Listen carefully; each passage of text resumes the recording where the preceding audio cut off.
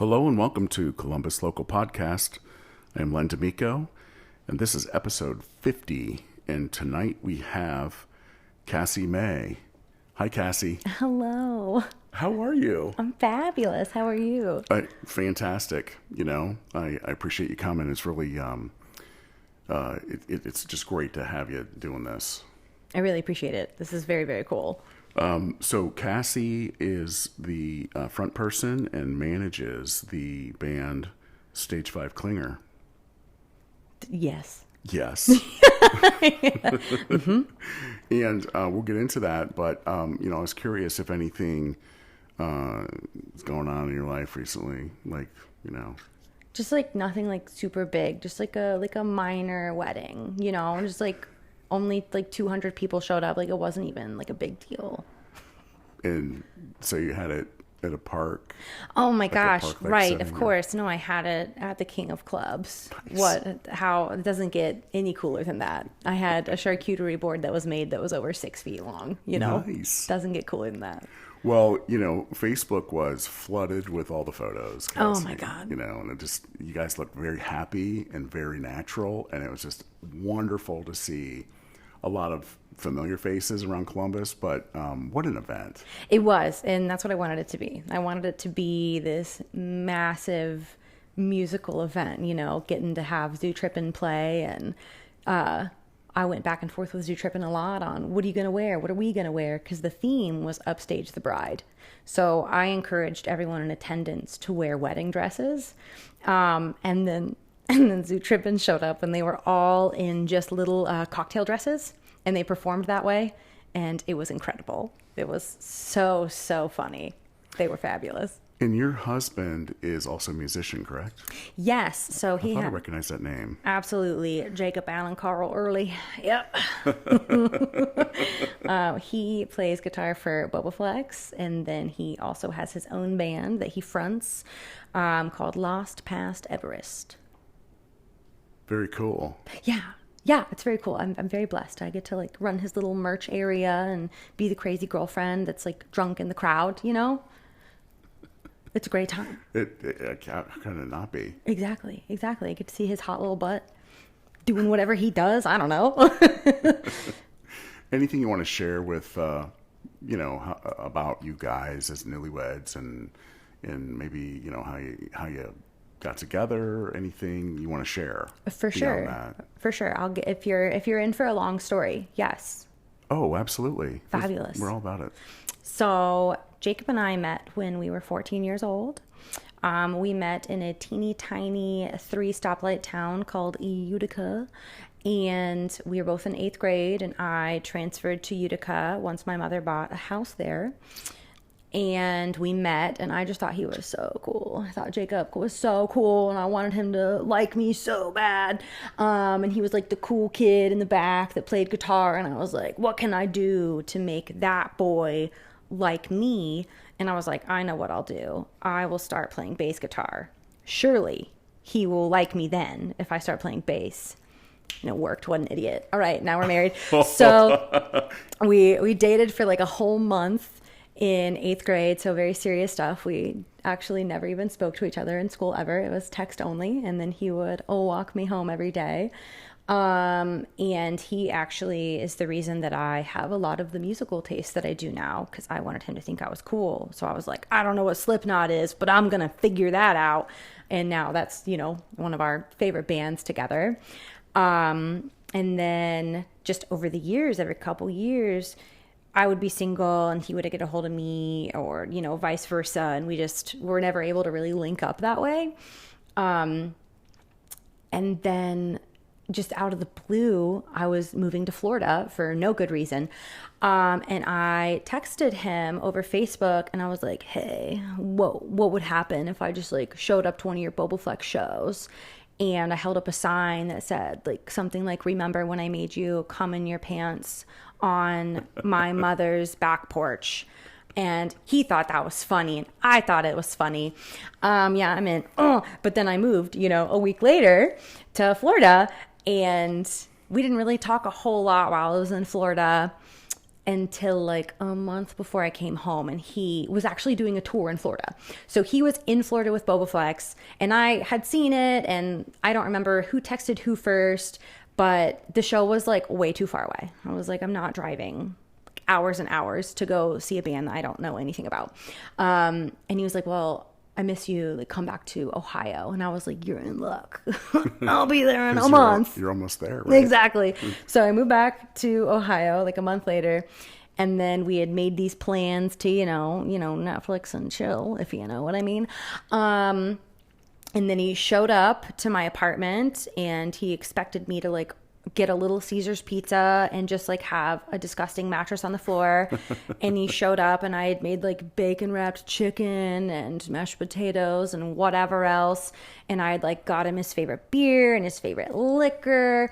And he just all night. Reunion, right? It was like a reunion. It was very, very cute. I barely talked to him, but he was so funny. I just kept spitting my wine out like all over him. Like, oh my God. Oh my God, Jacob's in my apartment. Whoa, this is crazy. So I tricked him again, and now we're married. But it was a fabulous reunion, and then he ghosted me 3 times. I know, what an idiot. So he kept ghosting me, and he would like get drunk and be like, "What are you doing? I miss you, but what are you doing?" Actually meant like spread your butt, and sent me a picture of it. So then, I went back and forth with him, and then, by November of 2019, he was like, "Let me take you on a date." And I was like, "I don't believe you. I've heard that line before from you." And he was like, "No, I mean it this time." And then we went on a date, and it was lovely. And then I planned this big grandiose date for us on New Year's Eve going into, 2020. And I took him to Shadowbox Live. And we went for their big New Year's Eve party, and he asked me to be his girlfriend there. The way he asked me was weird. He was up against a wall, and he was like, "You only make me feel this big. You make me feel like a little man, and I want you to be my girlfriend." What a way to ask. How romantic. It is. Yes. And then... And your response was, obviously... Yeah, I was like, "I've been waiting for 20 years. Thank you." Oh, my gosh. Thank you. And now we have 7 cats together, and we live in a house, and we're married, and we had the coolest wedding ever that we both got to perform at. How crazy and cool is that? It's very cool. Yeah. Yeah. Good for you. Congratulations. Thank you. It was a lot of fun. He was off kissing dudes. I was off in the pit kissing ladies. What a night. 200 people. Oh, yeah. So happy to see this for you guys. Absolutely. It was fabulous. Just people coming in from out of state. The hardest part, I think, about getting married is it's ingrained in me to be a good host. So not being able to make a full conversation or appearance to every single guest, that really did bother me. I feel very sad that I didn't get to spend more time with each person. But other than that, I hope everybody had a good, insane time. No, that was how many days ago? 5 5 days ago. Did you honeymoon? Yes. Oh, no. So Jacob is in school and works full time. So he has 15-hour days, and he already had to take so much time off for a spontaneous surgery, and then I had a weird car accident. So he's had to take so much time off for me, and I was like, we're not doing any more time off for anything until maybe next January when my schedule slows down, and then he'll have hopefully been with the company long enough to be able to take a little bit of time off, and then we can go do something fun. Good plan. Yeah, realistic. But I think you guys probably do something fun all the time, do you not? So Jacob and I, believe it or not, are hey, do you want to sit on the couch? How sexy does that sound if we just sat here? It is. That is a good thing to do. It really is. Yeah, I'm blessed. Neither of us are let's go on a hike. That sounds awful. We're not going to do that. So we just, when we do go out, it's very nice. We have a beautiful time, but we also like, here's what going out looks like for us. If we have a day off, here's what we'll do. We'll get up, we'll go to our favorite coffee shop, amazing, and then we will go to our favorite breakfast place, and we get the same thing that we always get, so we're already like 75 years old, and then we'll like pop an edible and go to Sam's Club. What a day. And then we're home by 4. Well, what's going on in Sam's Club? You know, Deals. What do you mean? Oh my God. You're the shopper, or is he the shopper? I'm the shopper for sure. I can't imagine that being the case. Oh. What are you buying in Sam's Club? Oh my God. Well, they Like have office furniture? they have like these pre-made taco kits. We're a big fan of those. Those are really good. So, and like when you're like stoned walking around Sam's Club, you're like, you know what? That 34 pack of assorted chips looks like in everything I've ever needed in my life. So that's what we're doing. We're getting in there, getting the deals, babe. Oh, good for you guys. Yeah, That's a good time. absolutely. For 2 30-year-olds. Wow. I remember being 30. It was a long time ago, but you know, it's refreshing to hear that story, you know, and it's a romantic story. Yeah. It really is. It's a rock star romance, Absolutely. and it's refreshing to hear all that. Yeah. You know, endearing. We so maybe we'll talk a little bit about Stage 5 Clinger. Where'd that name come from? Yeah. Okay. So the boys did that. I'm pretty sure my lead guitar player, Adam, came up with that name because we were all like tossing around names, and my names were like doom and gloom, like I come from hell, or like something weird, you know? And then the boys were like, no, it's like, really, what a bummer that you're being right now. How about something funny, tongue in cheek?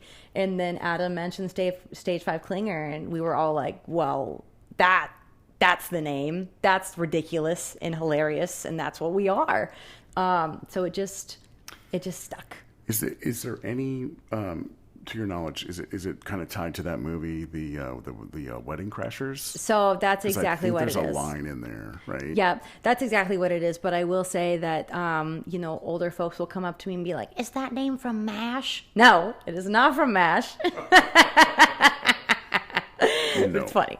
No. It's fun. Well, it's funny because, you know, he does dress in drag. So, Oh, I mean, yeah, that's all good. Yeah, it makes sense. Right. I mean, yeah, that's all. I mean, okay, so the show is really, I mean, I'm one of many, I'm sure, that kind of align to the fact that when you go to a Stage 5 Clinger show and you guys get going, right, immediately your personality just rivets right through the entire venue, and the band is right there with you. The energy is similar. You guys feed off of each other.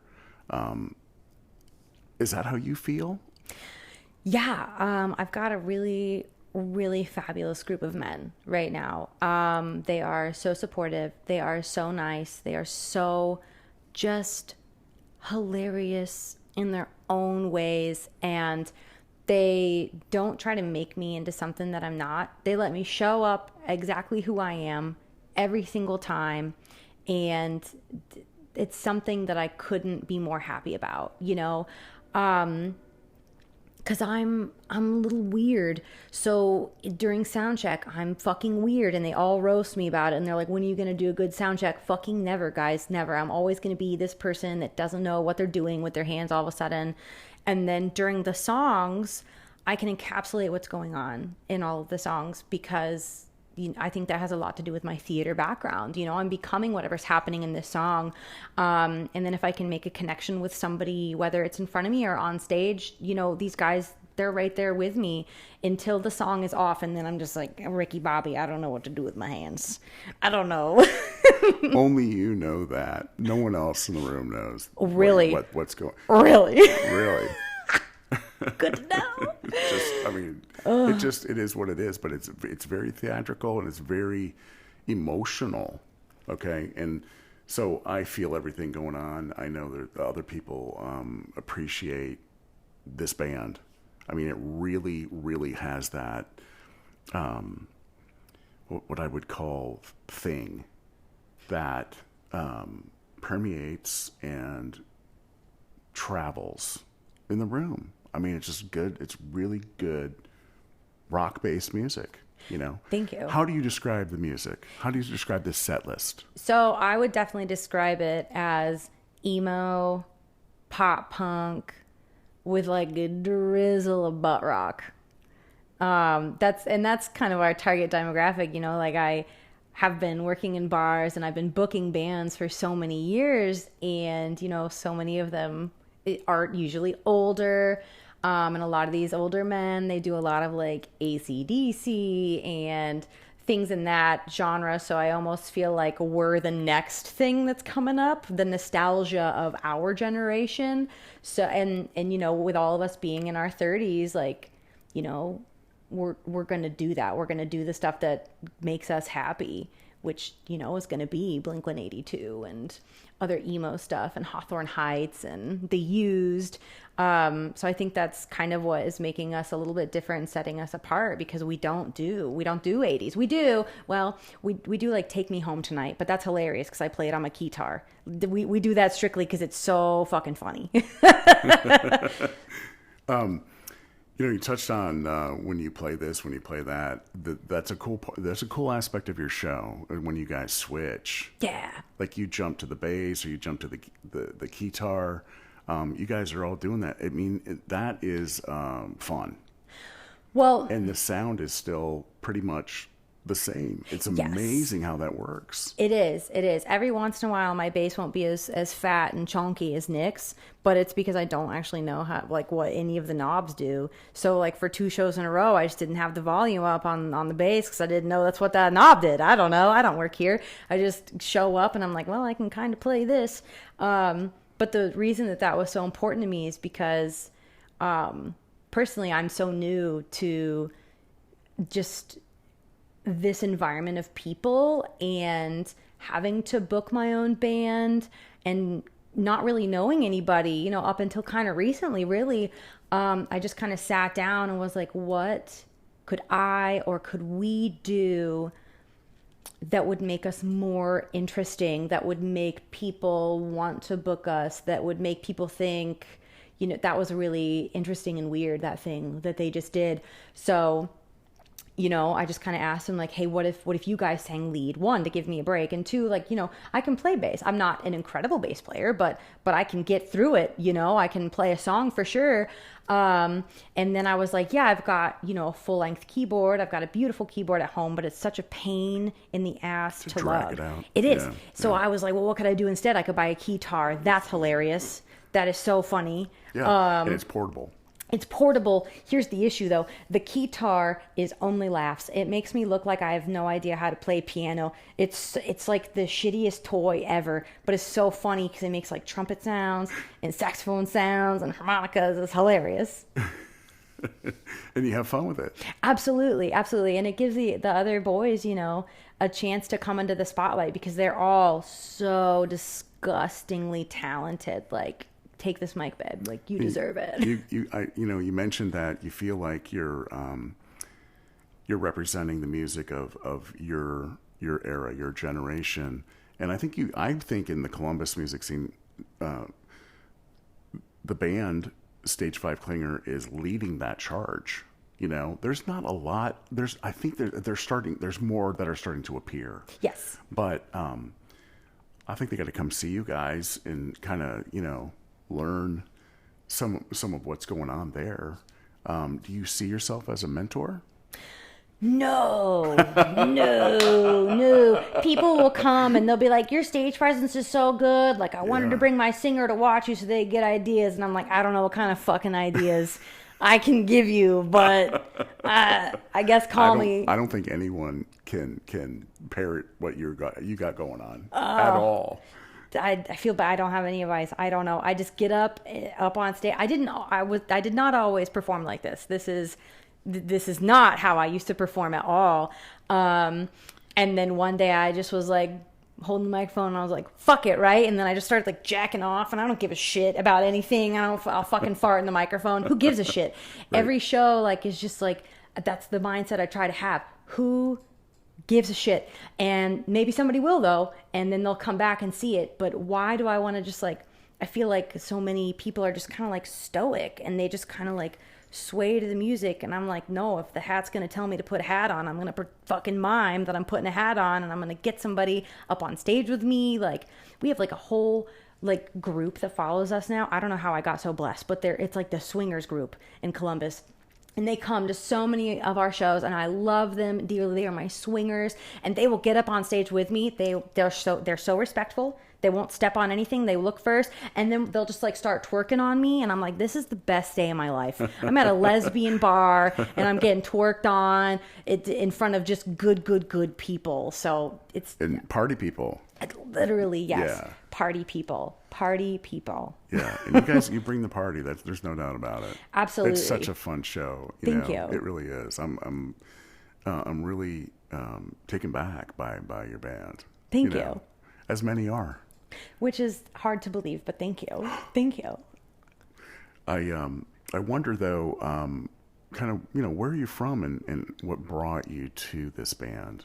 Ultimately, like over the years, like, where you're from and how's your music story kind of unfold?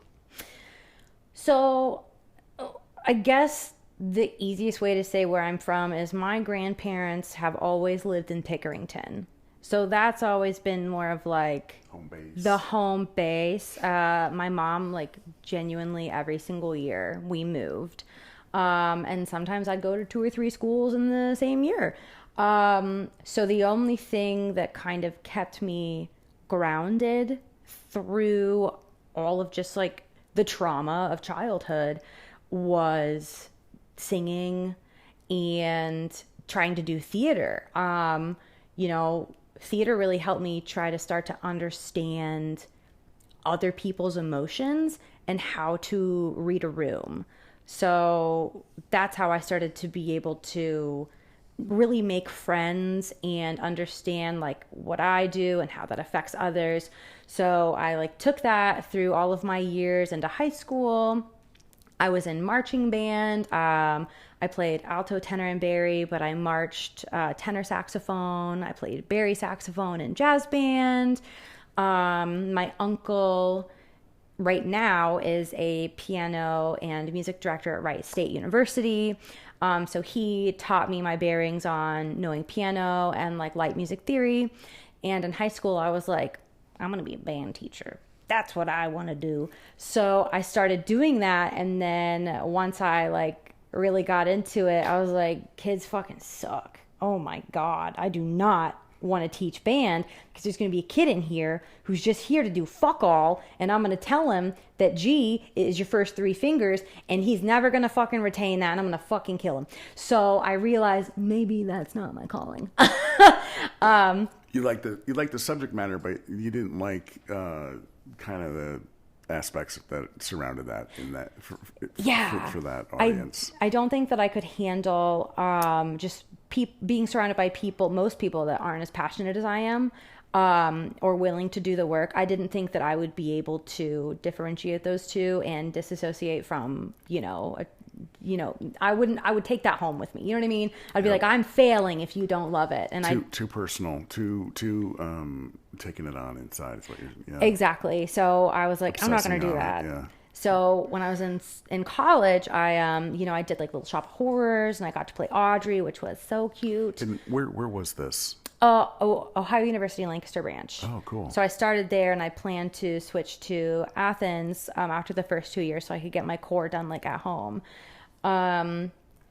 So I did like theater there, and then my mother actually gave me tickets to go see a show at Shadowbox Live. So I went to Shadowbox and I fell in love immediately and was like, I have to fucking work here. What is this? So then I went and saw another show just to see if I really liked it. So they were doing Rocky Horror. And I was like, oh, now I really got to do this. I got to work here. So then I went and auditioned and I did like a dance portion, which was dog shit. I am not a dancer. This was your first theater experience? Was that Shadowbox? Or? No, this was like my first like professional-esque, Gotcha. like dipping my toes in like, do I want to do this? Right. So I had dropped out of school to go do shadow box. And they took me on and they hired me on at a whopping $12,500 a year. What a salary. Wow, wow, wow. And then I started doing shadow box, and I did shadow box for like 2 or 3 years. And, you know, got to the point where I was able to play bass on a band stage, and then I was singing. And then I was also like opening up Shadowbox, you know, at 9 a.m, running the box office till 5 p.m. Because that's what it is at Shadowbox. You have an admin day. And then if it's a show day, so like a Friday, for instance, you're going to have admin until about 12 noon. And then you're going to get ready for something that they call the lunch box. So there would be a 45-minute show. And then after you broke down that show, you'd go right back to doing admin work. And then at about 5 o'clock, you'd have about a half-hour break to prep the venue for, you know, 2 shows. We used to do 3 shows every Friday. And that was my life for a couple years. And then, you know, I stopped doing that, and I didn't really have an outlet. I went and did like Rocky Horror Picture Show with like a really, really small company. Don't ask me what the name of that company was. I don't fucking know. Cyclodrama. I don't know how that came to my brain. There we go. Cyclodrama. The pressure released. And yes, it was. Popped in. Yep. I like unclenched my butthole and there was the name. And then I did that. And then I moved to Florida. And one of the reasons I moved to Florida was because I really thought that I'd be able to perform in Florida. Boy, was I fucking wrong. I've always looked very alternative. And at the time, I had a fire engine red mohawk. And no one would hire me. No one would hire me to do anything at all. Florida's pretty conservative. By nature, right? No, you're absolutely right. I didn't think that in my 24, 25-year-old brain at all. Even when I would go to interview for serving jobs. I remember my first interview there, I sat down and, you know, I've been bartending and serving for years and years. I'm what you call a career bartender. And I walked in, and the first thing that the manager did was she made me hold out my arms. And she said, I'm going to go get the owner for you to see if your tattoos align with morally our company. Did you walk out? I didn't. I needed a job, babe. I needed a job. I was willing to risk it for the biscuit. So he was like, is that Satan on your arm? And I was like, it is. It is the devil. Yeah, it is. Okay. Am I hired? I am. Fabulous.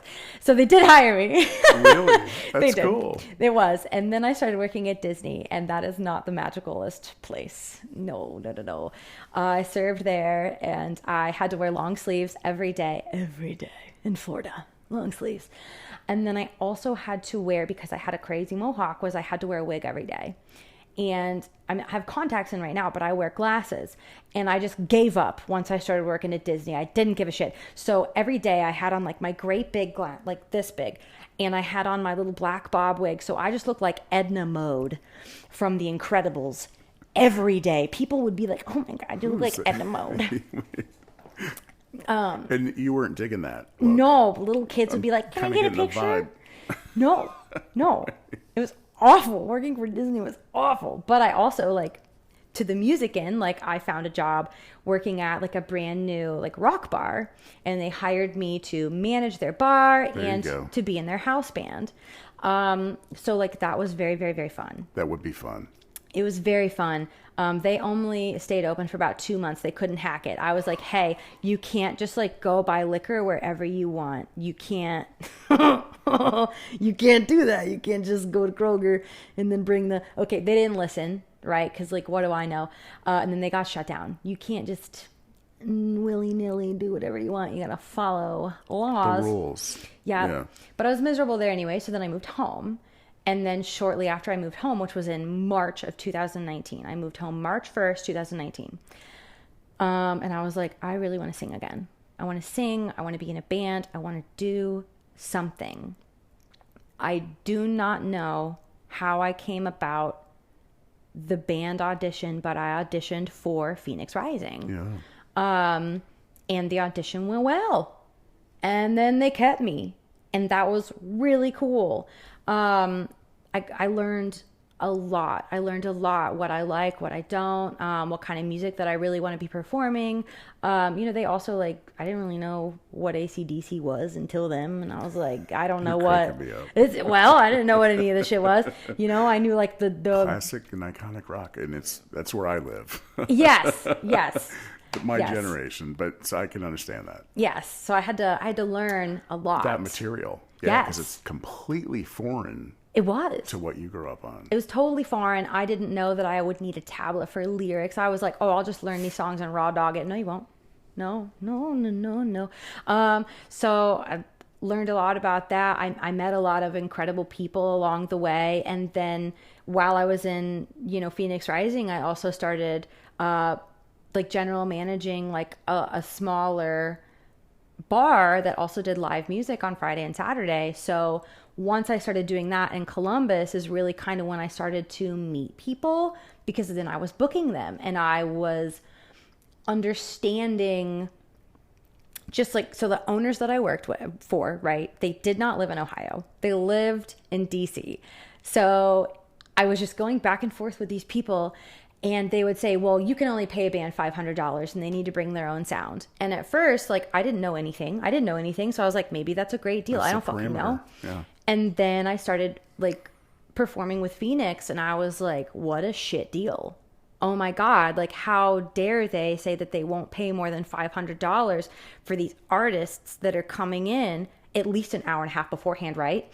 And then setting up all of their own sound equipment as well as all of their other equipment, and then having to sound check themselves, and then somebody having to physically like walk away from the band and like really get the levels, and then they're going to play for 4 hours. And then tear it all down. You Pack know? it up. How? And then unload it at home. Exactly. Yeah. A lot of us have been there. Yeah. But it just, once I like was finally grounded in what all of that meant, I was like, you can't do this to musicians. You can't. And they thought I was crazy and I thought they were crazy. And we did end up having a falling out because like, I'm not going to hurt the people that I'm now in this like very tight knit community with. And there were other reasons too why I left, but that was a really big reason. Like you can't treat musicians like this. You can't offer them $300 and think that you're going to get this fabulous fucking product. It just doesn't work that way. So then after that, I stayed with Phoenix for a little bit through the pandemic, like I was with them when everything got shut down. And that was crazy. And then we did a couple shows and it was a different beast because people couldn't dance. I remember one of our last shows that we did was at On the Rocks, which is no longer with us, RIP. And I mean, I remember the owner. Great club. Great club. Beautiful stage. Fabulous place to play. And I remember. It became Last Call eventually, but. Yes. Yep. I don't even think I think they're Andons now. Something. Oh, you know what? I don't know anything about it. I've been there a long time. I think that's what they are now. I don't know. But, just watching the owner go through the crowd and say, you need to sit down. Because nobody could stand up. You needed to be 6 feet away. And you couldn't like get up and dance. He made everybody like stay seated, which I get, like liquor control was out, for a long time, everybody had to close at 10 PM. So it was a different kind of beast. And when I was performing with them, I was not the performer I am now.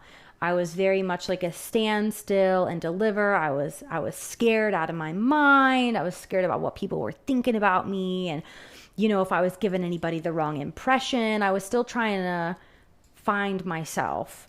So on my find myself journey, I did remove myself from that band. And then I stopped doing music for a couple years. Do you want to go on that tangent? I'll give you that tangent on why. So. Well, yeah, let's go ahead and go there. Yeah. Whatever you want. Being with Jacob, he is just this incredible powerhouse musician, and music has just surrounded him for so many years, and him being in like big boy bands and going and do cool things and doing all these shows and getting to watch him, it was incredible and it was crippling because I didn't think that I would ever be able to like hold a candle to him. So I just completely stopped. I stopped playing bass. I sold my bass completely. Didn't didn't have a piano, didn't have a keyboard, stopped singing unless I was in the car, didn't do any more voice lessons. You know, that was also one of the reasons why I did kind of pull myself out of Phoenix too. It felt like I was in competition with the person that I loved the most. Not in like a real competition, but I just felt like he would think it was weird if I was doing music. Did you talk about it? So, no. Of course not. I made all of these assumptions in my own brain.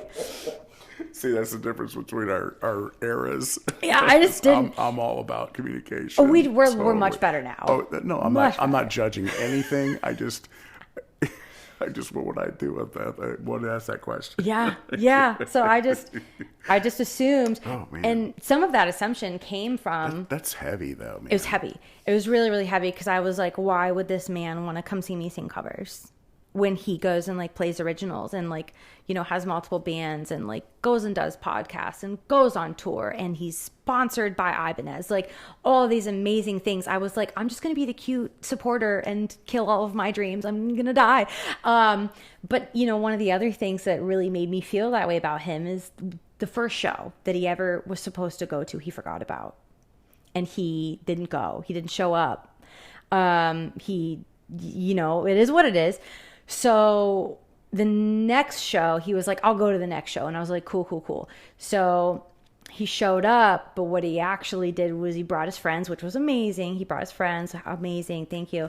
But then he like stayed on the patio all night and he like wasn't in the room for the show. And I was like, what I'm doing is a joke. I'm an idiot. I'm going to stop doing music. Of course, duh. This is the universe being like, sit the fuck down. So I did. I sat the fuck down for like 2 years. And then at one point, the drummer of Phoenix Rising and I, you know, we had like met up and I was like, I still want to do music, I think. And he was like, what do you want to do? I love David. He is such an incredibly talented musician and just a good fucking man. And I was like, I think I want to do like more grunge and some more emo and maybe add like a drizzle of butt rock. Like I love Nickelback. Like let's do some of that. And he was like, okay, I'll try with you. I'll try to let's try to do something. It's going to be really hard. David Blosser. Mm-hmm. Yeah. Yep. And he was like, it's going to be really hard, babe. And I was like, how fucking hard could it be? Wow. Okay. It was hard. So we like found a bass player on Facebook and his name is Jeff and he is the bass player for Cowtown Inc. And I love Jeff. Yep. Love Jeff. Yep. Great guy. So, you know, the three of us were like, okay, we've almost got everything. Now we just need a guitar player. Look how good we're doing. Oh my God. We couldn't find a guitar player. We could not find anybody who wanted to do this with us. So it just, you know, it passed away as it was. And I was so nervous about doing that I didn't even tell Jacob when I would like go to David's house. Like one time he was like, where are you even going? And I was like, I'm going to go to my old drummer's house. And he was like, to do what? And I was like, we're going to do music. And he was like, okay. And I was like, okay, I'm going to throw up. So, you know, that project obviously fizzled out. And Did it never made it out? It never made it out. Okay. It never made it out, but we did learn some cool, like we learned some Tool together and threw in some Jefferson Airplane. I am a slut for the 70s. You know, I love me some of her. So then I was still really fucking weird about music, like wouldn't even make eye contact with Jacob and like couldn't fucking do it. So he ended up booking his first show with his original band, Lost Past Everest. And he was like, will you do a song with us? And I was like, okay, sure. Like trying to be like way too fucking cool. Like, yeah, whatever. Like shitting my pants, sweating, immediate like adrenaline. So I like did a song with him and I was very awkward. But it was also amazing. You know, it's the first time I got to be on stage with my now husband. How fucking cool. And he had never gotten any pictures with this band. So I, of course, called Mike. You got to call Mike to do your photos in Columbus. Sure. Absolutely. And I saw those first pictures of us and it was just so fucking sweet. So sweet. Sorry, I like went off on how many tangents have we gone on? 10. And then randomly, just over 2 years ago, I think, not even, maybe a year and a half ago, there was like this post on Facebook because I'm in multiple like musician groups and it was like this guy and his brother and they were like, we want to put together a band. We're looking for a singer. And I was like, I'm a singer, right? Ish, at least a little bit. Go check it out. Yeah, so Go check it out. I messaged him. I messaged Matt and was like, "Hey, what do you want to do? You know, maybe we learn some songs or something." And he was like, "Yeah." So he sent me what they already knew, and I sent them some stuff, and then we all just, between Matt and his brother Adam. So my lead guitar player Adam, and my drummer are brothers, and they fight like brothers. Holy shit! It is the funniest thing in the world. And they had found this other guy that played rhythm guitar named Travis. And we just all kind of came together without a bass player and just saw how it went. And it wasn't bad. And they were really, really nice. And they were so accommodating to me specifically because I'm a tiny little lady. And I was going to a strange man's house, you know, is what that looked like. So they were like, whatever you need, like, we want to make you feel comfortable. I know how weird that could be. So they were just kind and amazing right off the rip. And then we went through 3 bass players until we found something. And because the bass player fiasco took so long, we were like, we're never going to get this off the ground. This is never going to go anywhere. All of us started getting discouraged until we started booking shows. So we like booked 2 really, really small shows at a place called the Old Oak. And was this branded yet? No, not really. Okay. Well, we had come up with a name. They really had come up with the name.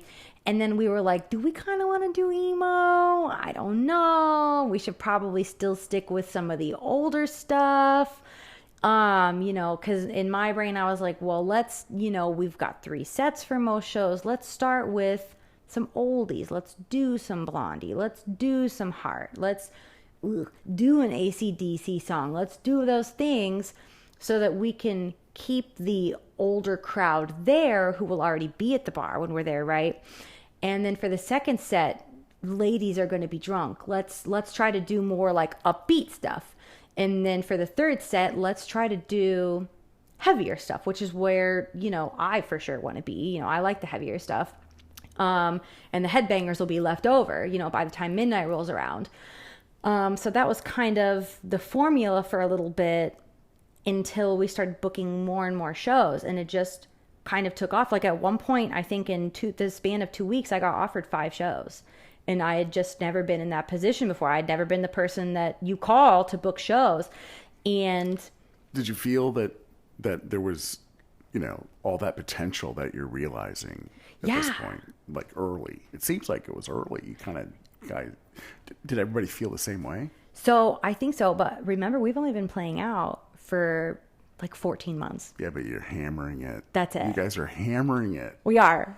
I'm so very proud of awesome us. to see. Yeah, yes. You should be. I mean, getting like in the first year, we got to open for OTEP. That's weird and cool. What the fuck is that? That's very cool.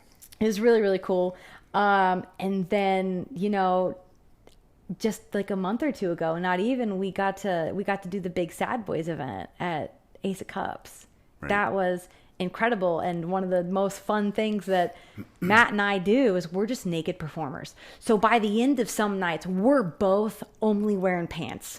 Nothing else matters. And we're like sweaty, like wrapping Limp Biscuit together. Like, who does that? Fucking Matt and I. You guys do that. You do it. So fun. And that just like, again, like I took them to Trauma. I was like, hey guys, I want us to play Trauma. Do you know what Trauma is? I do. Yeah. Okay. Wait, like here, downtown? Columbus? Yes. Yeah. So, but go ahead and describe it, because we have a very diverse audience that's... Of course. So here's what Trauma is. So Trauma is like, it's a Halloween fetish sex party that is usually 3 days long. Like it's usually like a Thursday, Friday, Saturday. They have live music. They have live suspension, which is one of my favorite parts. They have piercings like that you can watch. You can go get a tattoo while you're there. You can't really use your phones. They weren't as strict this year as I had seen them be in past years. You will catch somebody like finger banging somebody else in the dungeon. It's a weird fucking hot sex mess. And the first time I went to Trauma, like 8 years ago, I saw Zoo Trippin' play there. And I was like, this is everything I've ever wanted to do. Holy shit. This is what I want to do. This is a dream. So, and like July or August of last year, I like got a hold of the boys and I was like, how would you feel if I was able to get us on at the sex party? And they were like, whatever you want to do, babe. So I just started email blasting this guy, like just is fucking like every other week. I'm like, hey, so about trauma. Hey, it's me again. Per my last email. Right. And then finally they got a hold of me and I was like, holy shit, we're going to play trauma. And I just like did trauma in a thong and like a weird mesh suit. And then the boys were like right along with me. They didn't give a shit. You know, like Matt had his drum shield up. My butthole was just on the drum shield all night. I mean, I just have an incredible group of men that are just like, whatever, she's being herself. Fuck it. I don't know. Right. But what a beautiful project. I mean, where you're able to be yourself. Yes. Yes. I feel so and you're not home. Hassled for it. Exactly. Right. I'm not hassled for it at all. And I love these men and I love their wives and girlfriends more. Nothing makes me happier than when I get to hang out with these cool ass women who just empower me. I just could not have asked for a better group of men and women. I am so blessed. And the fact that they were like, sex party, whatever. Okay. Don't post it. Because one of our guys is a teacher. So there is stuff that we just won't put on the Facebook, and just out of respect for him and his job, like being in that light. That's very cool. Very cool. And it's an awesome understanding to have. Absolutely. Across the board. So like anytime there's risque photos, because there are, I will like be like, hey Travis, how do you feel about this? And then if he's like, absolutely not, I'm like, say less, baby, say less. And then I'll just put it on my Facebook. So, we want to protect everybody as well, because not everybody is a bartender. I can show my butthole and it doesn't matter. Nobody's going to blink an eye. But not everybody's like that. It's A-okay. Yeah, so I guess that's how the music happened. I guess I'm just really lucky. So that, to your point, you guys are playing once or twice a month. You're not burning yourselves out, and you're not oversaturating the market, as they would say. Exactly. Is that kind of the game plan? I mean, what I kind of observe in your frequency of bookings. So is that by design or? It is. Okay. So I try not to book us more than twice a month. One, we'll get tired. I don't want to get tired of it. I don't want them to get tired of it. I watch these bands do amazing things, and they'll play out every weekend, or they'll do 2 shows in a weekend.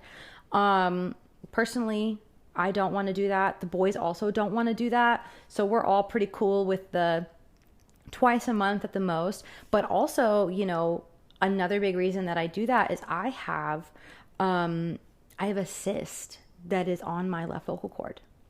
So this thing that is on my left vocal cord, I can sing with all the proper technique in the world. I'm speaking to you with proper technique. I can warm up as much as I want. I can do all of the right things.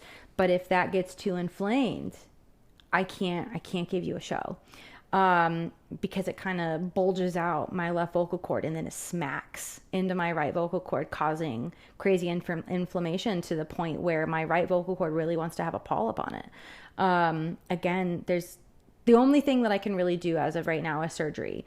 And having vocal cord surgery, I could be out of commission for 6 months.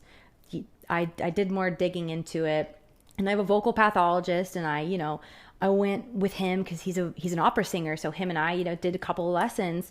Because a lot of times when you have vocal cord damage, and if you don't want to get surgery, that's where you start. You start with a vocal pathologist, and you go through vocal therapy.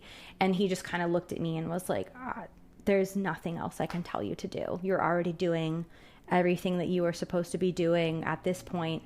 So that's like a devastating thing to hear. And I don't want surgery. I definitely don't want that. The scar tissue could really ruin more of my voice. I could come back and not have what I have now. It's a really, really scary thing that I don't want to go through. And Adele had nodules, and she had them removed, and she was out of singing for a year. And I don't think my little tiny heart could do that. I can't do any more breaks. Understood. And that can be traumatic, right? How are you taking care of yourself Yeah, so I do lots of hippy dippy shit to keep my vocal cords as healthy as I can. I mean, one, like, you really shouldn't have caffeine or anything like that, carbonated beverages, good stuff like that. So I have 1 cup of coffee a day. That's it. I get my one, and she is delicious, and I savor her. I do castor oil packs. So if you are unfamiliar with what that is, you can take like a piece of cotton, whatever you want, and you cover it in pure, like cold pressed, organic, blah, blah, blah, castor oil.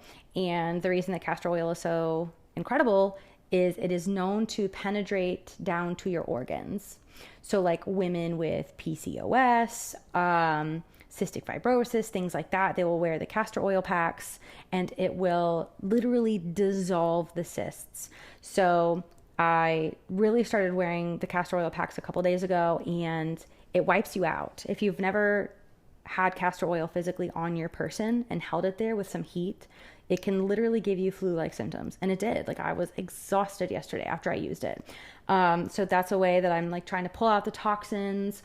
I do this crazy shit. I go and I pay a lot of money and I sit down in a chair, and it's a drip bar. So I go to these nurses and I sit down and they hook me up to an IV and they hydrate me, and then they also give me something called glutathione. So glutathione lives in your vocal cords, and you need it. You need it to have good, healthy vocal cords.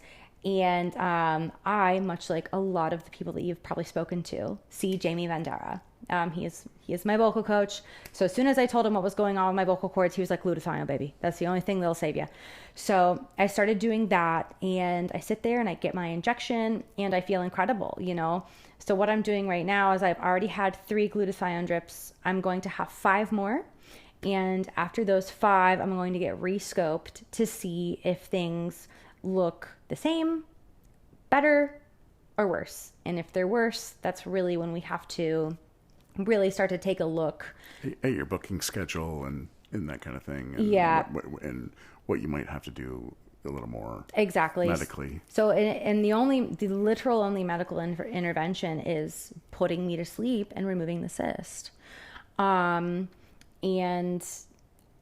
if we have to do that, I'm going to shoot for it to be in December, so that I can have most of December to recuperate, because I can still work non-verbally. I actually, that's kind of how I bartend at this point. That's another way that I take care of myself. I'm not going to yell.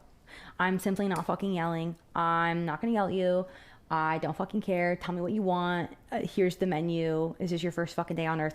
And then I use sign language. And a lot of people, more people than you would think, know sign language. So I can sign to them like, do you want beer? Do you want a glass of wine? And then we can kind of go from there. And people have been very, very receptive. So if I were to need surgery, I think that I could still work without being verbal. It would just be a bummer. It would be a little bit of a bummer. Yeah. Is that something that some of those remedies that you talked about, you shared those, and I think hopefully that'll help somebody else, right? Yeah. They'll listen to you, and they'll know that it's effective for you, and hopefully it'll help someone. Yeah, and I mean, it boils down to like, it is effective. You know, I don't overuse my voice. I do vocal rest, and you have to just listen to your body. Like, if you're singing properly, if you know in your brain that you are singing properly and you're speaking properly and you are practicing these correct techniques and something hurts, you got to get scoped, babe. And my poor doctor, Dr. Martin, just like, thank God he's got like a thing in the back of my head, because as soon as he tries to put something down my nose, I'm immediately gagging. I'm like trying to fight away from him, and he's like, we do this every time.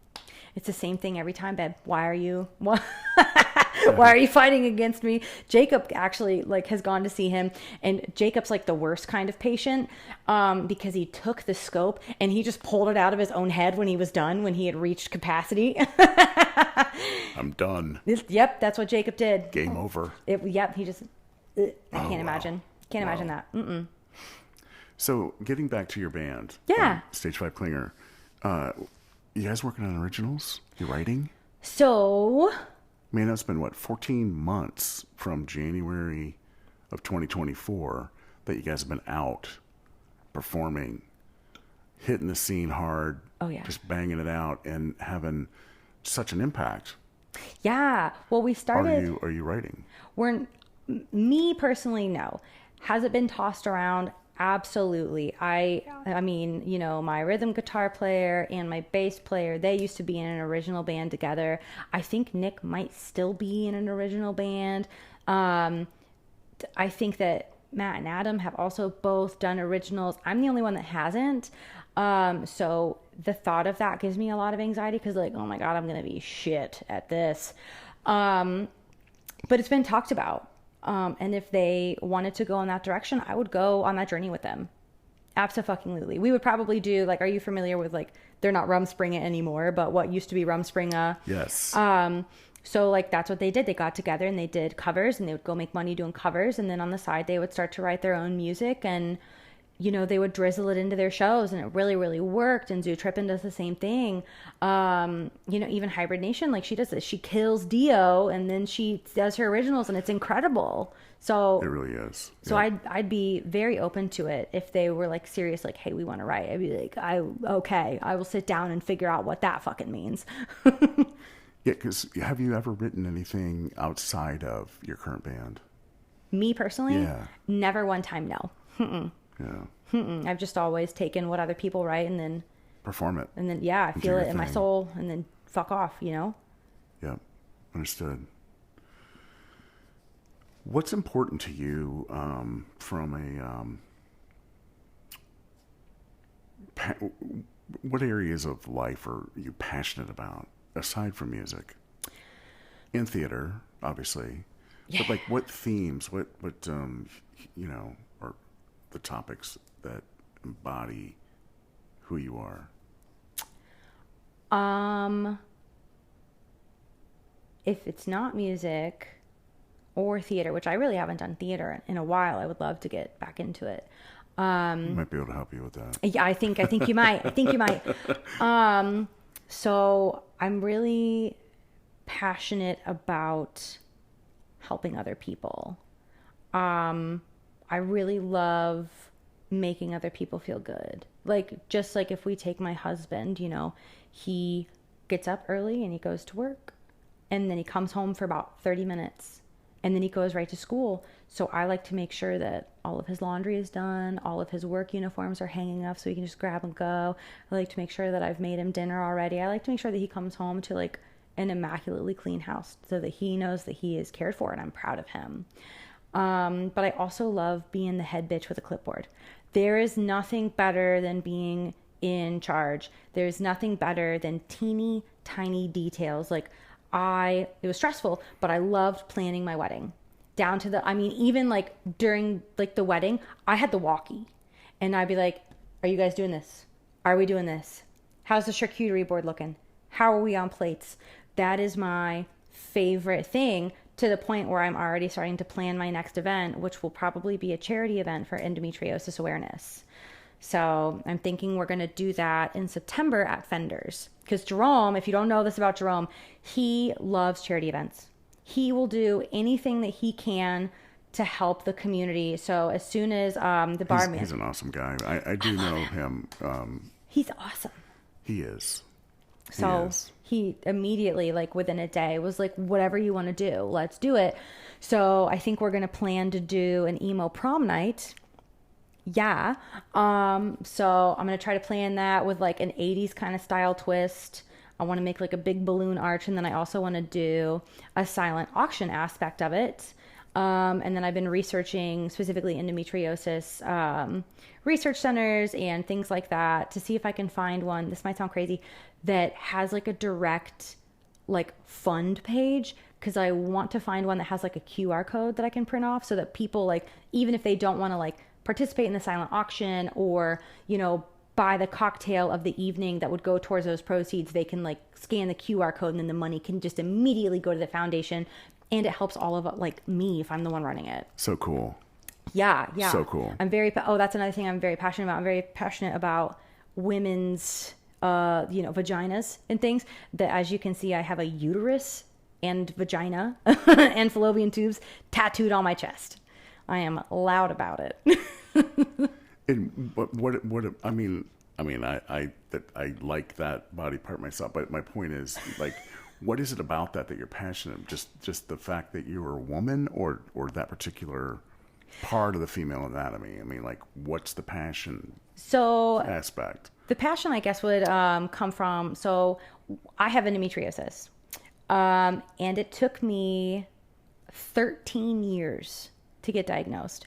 So I think one of the reasons that I'm so passionate about it is because women's healthcare truly, in my opinion, just gets swept under the rug completely. For years and years and years, I would like go to the emergency room like I'm in so much debilitating, crippling pain. And they'd be like, are you sure you're just not on your period? What do you want? Are you drug seeking? Which I won't even, like, I just had my appendix out and they were like, here's some Oxycontin. And I was like, I'd rather die. I do not want that. Absolutely not. They gave me Dilaudid and I was like, I'm going to die in this bed. I'm going to die on these drugs. Poor Jacob. He was like, oh, is she supposed to act like this? I liked Dilaudid, but that's a lot of people do. That's a totally different story. No, I've heard a lot of good things about Dilaudid. Yeah, surgeries and whatnot, but... Oh, we can go. Go ahead. What? So here's a story about Dilaudid. Do you want to hear about how I caught on fire? We're going to take a segue. All right. I do.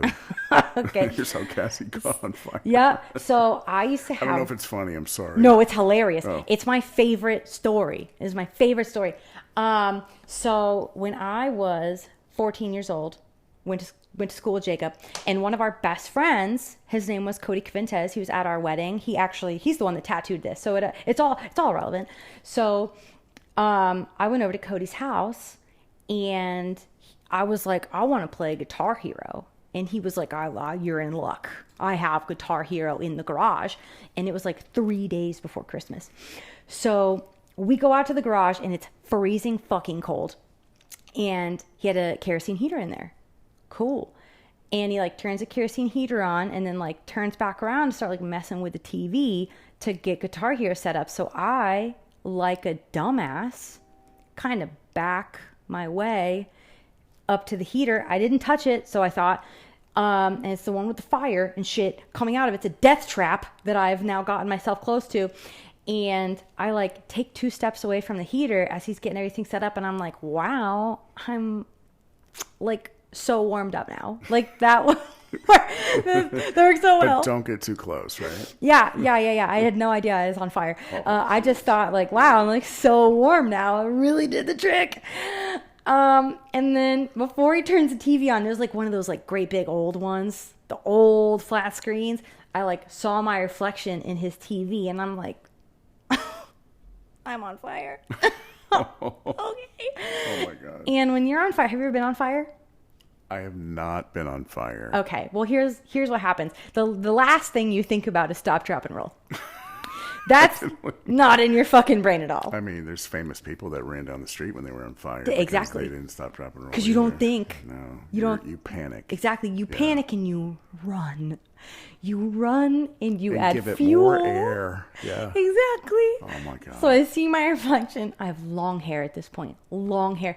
And I see my reflection. I just start running in circles, screaming. So Cody panics. He doesn't know what the fuck to do. So he grabs me like by my head and he like basketball throws me to the ground. So now my back is on fire and my face is bleeding. So he like gets up, I don't know how, but he like got up under all of my clothes and he rips them off of me.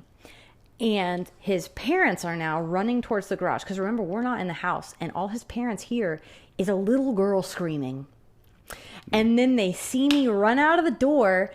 And I'm topless, screaming still. So they're like, what did Cody do? What happened? And, you know, they found out that I'd been on fire. And they like put like a washcloth on me, which was interesting. And then Cody just keeps passing out.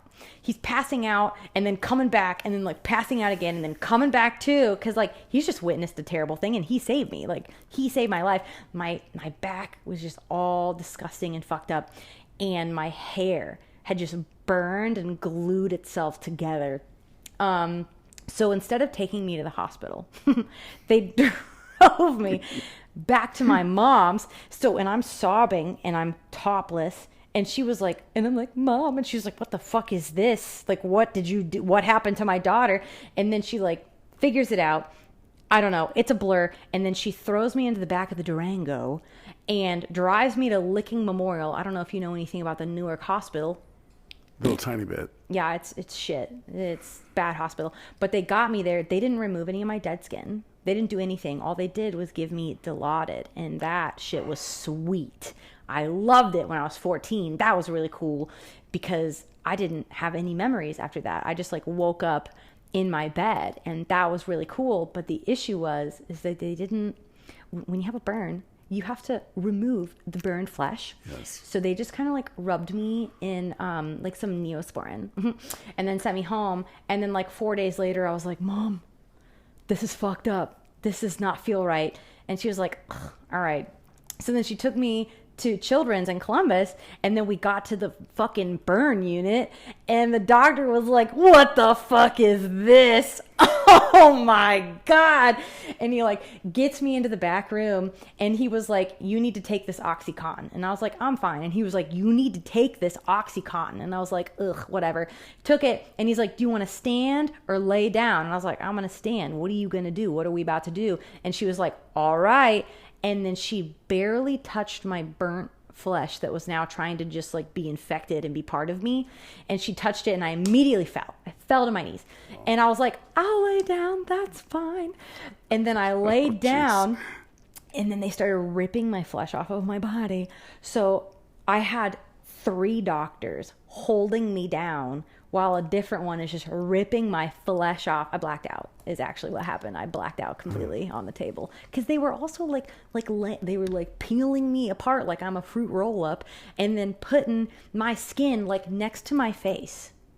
Oh my God. Yeah, I don't like when they do that. I've had experiences similar. Oh my God. Not with burn, but yeah, it's weird. It's a weird experience. It is. Why are you putting myself next to me? I agree. What are you doing? I don't know why they do that. My stuff was going in a jar of formaldehyde or something, and it was just, little, and it's just like, you got to move that shit for me because I'm not going to deal with that well. Exactly. Yeah, exactly. How dare you do that? But you recovered, right? You've recovered? Oh, I'm fine. My back, like where it happened, it's definitely like a very different texture. And then if I like start to tan outside, it doesn't quite take the sun the way the rest of my body does. How did we get here? Dilaudid. What were we talking about? Endometriosis, right? Yeah. Is that where we were? That's where we were. Yeah, that's why I'm passionate about women though, because I don't think that our healthcare system really takes us seriously. I mean, like another example is like not even 2 months ago, my appendix tried to kill me, and I went into the hospital with severe pelvic pain, like couldn't touch it. And the triage nurse was like, are you sure it's not your period? And then they left me in the waiting room for 8.5 hours while my appendix was trying to fucking kill me. So there needs to be more awareness about ladies. That's why I got it tattooed on my chest. Now I understand. Yes. Now I understand. Yes. And thank you for that. Absolutely. And then like with me wanting to do the endometriosis fundraiser type thing, there's no cure for it. So what happens is you have cells that grow on the inside of your uterus when you're a lady. And when you have endometriosis, unfortunately, very similar cells grow on the outside of your uterus. And in layman's terms, they kind of attack your other organs and kind of start to fuse your shit together. And it's a really unfortunate disease, if you will, because you can't see it through an ultrasound. You can't see it when they open you up. So like I've had a laparoscopic surgery done, and it's labeled as exploratory because you don't know if you have it until you are already opened up. So thank God I had what is called a Nook doctor. So she is like well versed in endometriosis. So she like opened me up and she was like, fuck, you're riddled with it, babe.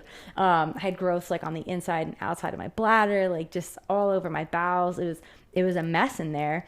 So I also think there needs to be more awareness about that. Like there's no cure for this. They're like, take birth control. And you're like, I don't want that. And they're like, then die. I don't know. I don't know what to tell you. That's scary. Yeah. Thanks for sucks. educating me too, because I was clueless. I really was. But now I, appreciate, what you're going through and what that's all about. It's a cause that is obviously near and dear to you, and Absolutely. I think it's awesome you're involved, and shouting from the highest mountain. Absolutely. And, like, all of us should be shouting. Like, all of us ladies fucking need to rally together and just love each other and realize that it just kind of sucks all the way around. The least we could do is be kind, Good for you. Yeah. That's a great message. Yeah. Well, and, with the silent auction aspect of it, just another little tidbit about myself is I'm a baker. Like, I have like a teeny tiny business. It's so small. It's called Spooky's Confections. I haven't done a lot with it since we had been planning the wedding. My life just kind of had to go to the back burner while I was planning for the wedding. Right. But I make beautiful cakes and I make little Debbie's, like good little Debbie's, and I get to sell them and take them wherever I go. And I just show up to work with all these things. So I want to have that be part of the silent auction, is people bidding on these pies, not for me, but to take home and enjoy, of course, but for the cause, For the cause. Yeah. Go buy my Dutch apple and support endometriosis. We'll keep an eye out for that. Yeah. Anything in particular you want to plug? Like plug. I mean, you want to make sure everybody's aware that you're involved in, aside from the things that you've already talked about, because we've been doing this, and I'm not. It's not a criticism. We're in great shape with time, but the point is, I just want to make sure you're getting some of your important aspects out. On your episode. Yeah. Well, I mean, I front Stage 5 Klinger. Yep. What else do I do? I manage and bartend at King of Clubs. Like, that's definitely the coolest, best job I've ever had. It's really a cool venue too. Oh my God. The fact that I was like, can I have my wedding here? And they were like, absolutely, let's do this. You're in. Absolutely. And the best part about that was, like, in my brain, I was like, I wonder if I can convince them to let me do more weddings in the future. And midway through the event, they were like, this is going really well. We could do more of these. And I was like, I fucking know. Let me plan them. Let me be the day of coordinator for brides, alternative brides. I wanted to be a safe space for, she's, the gays, and the days, get them on in here. And that's like a secret tiny passion of mine, is I want to be like an event or wedding coordinator. Like, I'm an ordained minister. I'm also a notary, so I can notarize anything that you need for so like you're a not wedding only license. uber talented in music and theater, but you're smart, and you're a smart business person, and you have purpose for yourself, right? Yeah. And you're driven by all those aspects that we talked about. I'm so glad that you made the time to do this tonight. Absolutely. Thank you so much for asking me. Oh, it's cool. It's awesome. All good. Yep. And I think that we're going to see a lot of you. You guys are your band right now. Lots of attention, big future, and then for you too. I think so many things that I just have this sense you haven't discovered yet. Yeah. For yourself, and you're going to go places, I think, that are going to be just absolutely amazing. I think so too. That's good to hear. Yeah. It's a different place than where you started. You talked about how you were feeling, and you were a little hesitant, and I don't sense any hesitation from you at all. No, I don't give a shit anymore. What's the point? Like, what's the point? Yeah, good for you, though. People come to see a show, and I came to be myself. And if we can meet in the middle and both have a good time doing that, holy shit. Mission accomplished. That's great. I just got to work on my in-between song filibustering. I don't know. I just am like, I had diarrhea today. I don't fucking know. Can you play the next song, please? Keep being you. Yes. That's all I got to say. That's what everybody's got to do. What a pleasure. This is episode 50 for Columbus Local Podcast. Cassi May, thank you so much. Thank you. Thanks for listening. Bye-bye.